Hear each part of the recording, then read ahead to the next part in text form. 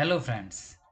I'm here with you with a very interesting topic that is developing a culture of employee engagement.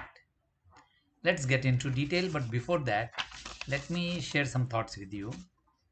Why would anybody work? Why would an employee work for a company?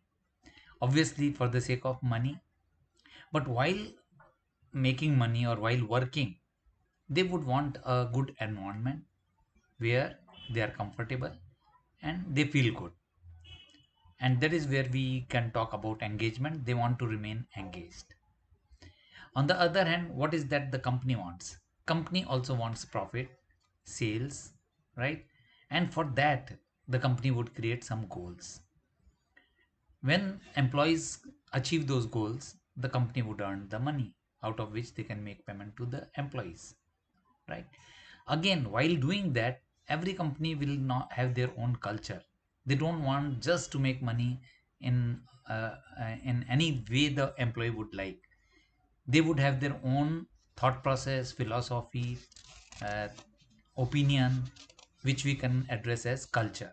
So they would want people to follow their culture and make money. Money without their own culture, they may not like. For example, some companies may not like to earn money by false promises. There are some companies where the owners are Jain. They would not like to earn money in a business where animals are killed. So everyone has got their own culture and philosophy. So the topic for today's discussion is that how to develop a culture where the employee is engaged, they give in their best so that the employee also earns a lot of money and the company also makes money and both of them are happy. But for that we need to understand the culture, we need to understand what is the expectations of the employee as well as what is the expectation of the employer, that is the company. Now, in order to do that, there are 15 points formula.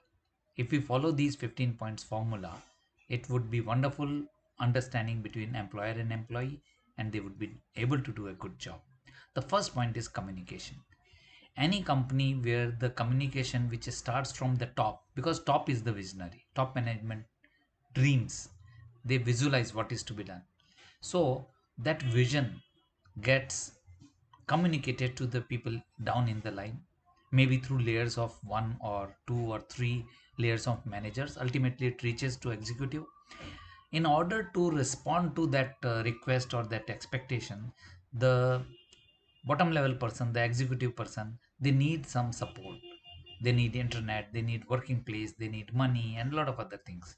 So they will communicate back that this is the support I require. Some of the supports can be given, some of the supports cannot be given. The communication again will come back that okay, this is what we can do, this is what we cannot do, and it will go on up and down, up and down.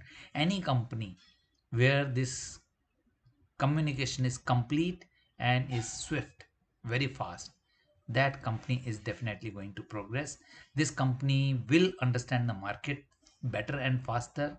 This company will understand the need of their employees better, and naturally when they react to that, they will perform better. Second point for the success is recognition. In addition to money, employees strive for recognition. The companies can give recognition, it hardly costs them any money or not much of the money. But that mindfulness is required where people who are working well, people who are devoting their time and effort to the company are recognized. And also, equally important is that those who are not performing well, they should not be recognized because then it is demotivating to other people who are doing hard work. So recognition is the key, but rightful recognition. That is what is required. Another expectation employee will have is professional development and growth. Today, whatever you are paying me is fine, but I also look forward that how much is the scope for me to grow in company, designation wise, salary wise, stability, and many other things. So, can the company arrange and communicate that this is the scope for your professional development? So maybe various exercises, maybe a lot of inputs, but do we tell them back that yes, this is the potential for growth for you. Fourth important factor is work life balance. A lot has been talked about work life balance, but in reality, how much has been implemented? That is where the problem is. So, uh, employee is not in a commanding position, employer is. So, it is the job of the employer to ensure that the employees get work life balance. Work life balance doesn't mean number of hours, it means depending upon the need of that individual at that particular time. Today my need may be different, tomorrow it may be different, depending on circumstances. So knowing the circumstances of each and every person, and one size do not fit all, so I have to decide this for each employee at a different point of time, that what we mean by work life balance, and provide them, give them flexibility to work according to that, and ensure that they are able to take care of their family life as well. Another motivator for employee is diversity and inclusion. If you are doing one thing again and again over the years, it's natural that you'll get bored, you will not do much. Of course, there is a scope for creativity and innovation in a repetitive kind of job, but beyond a point, even that dies down, and finally it becomes monotonous, it becomes boring. So can we have diversity where I get new challenges, I get new assignment, I get transfers in various department or whatever, but I need some change. And inclusiveness, am I part of the company or just a contractual employee? So if that assimilation is very high, then people enjoy working, they take ownership, they feel pride. Yeah, they take pride, and that is what is required. Sixth point is wellness. Wellness is not just the physical wellness, it is also the mental wellness.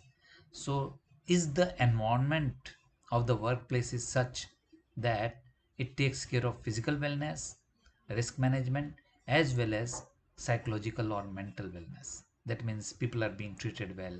If they have any problem, any issue, support and treatment is given.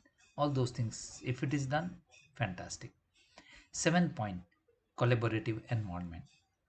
Now this is very tricky because our usually the appraisal system is such that the employees ask that what have you done? That means whatever I can showcase as my action, that will be rewarded. So if I support other people in the team or across the team, that do not get recorded, that do not get due weightage. So why should I devote my time in collaboration? I should just think of myself. Now that is the mentality people develop, but for the development of the organization, it has to be collaborative effort, that everyone knows that I should support other people should support me, and if this give and take happens in a very smooth way, definitely company benefits. Eighth and very important point is feedback and improvement. Are people open for feedback? Once they get feedback, do they take action on that?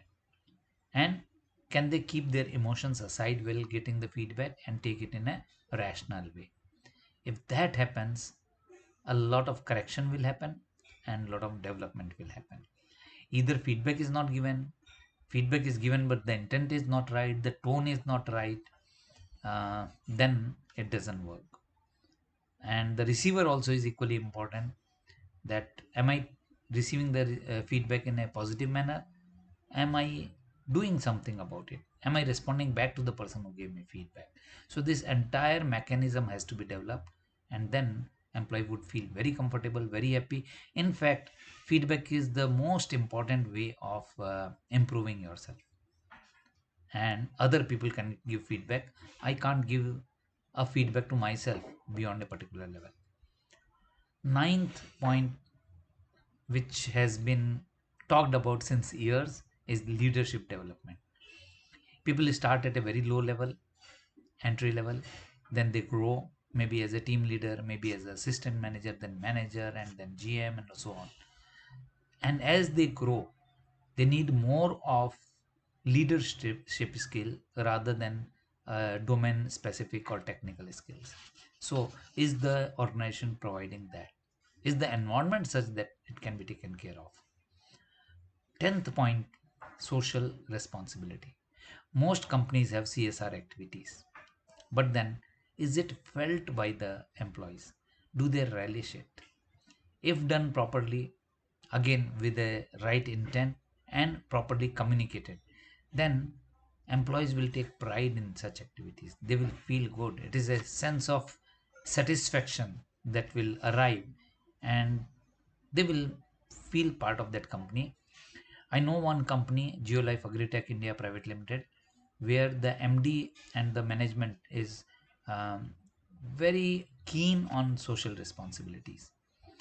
And whenever I've taken exit interviews and I've asked people that what is that you like, or um, why you like to remain in the company, and what is so difficult for you while leaving the company, one common answer was that we are doing a lot for society, and once I leave this company I will miss out on these factors.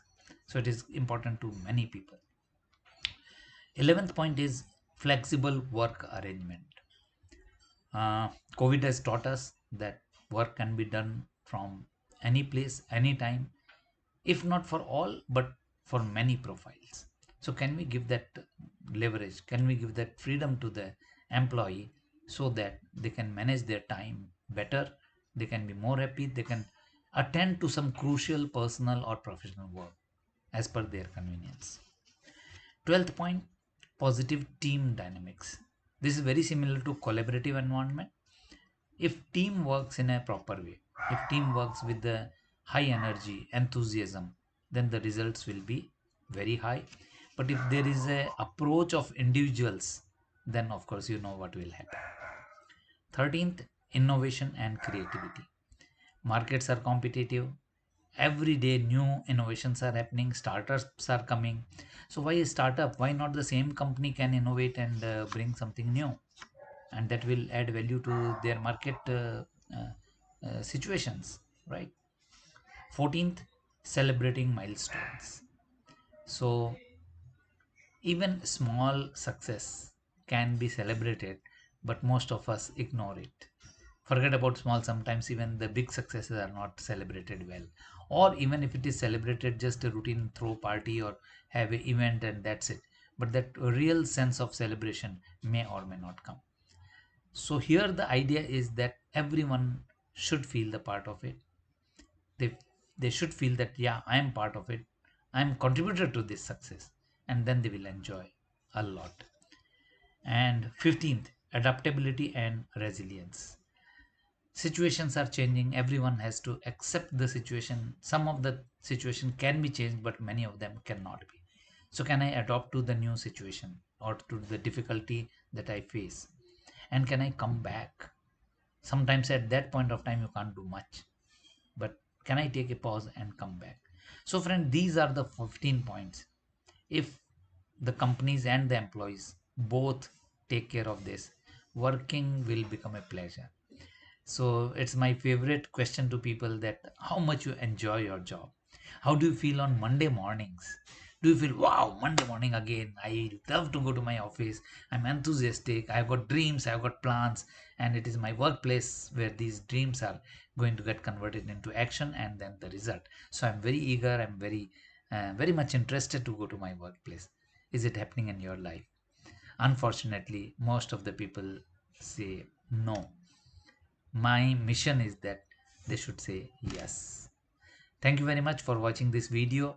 A bit lengthy, but I'm sure that the points which has emerged will be quite helpful to you.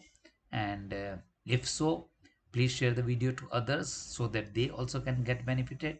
And with this, Arun Chitlangia takes leave from you. See you in the next video. Thank you and bye.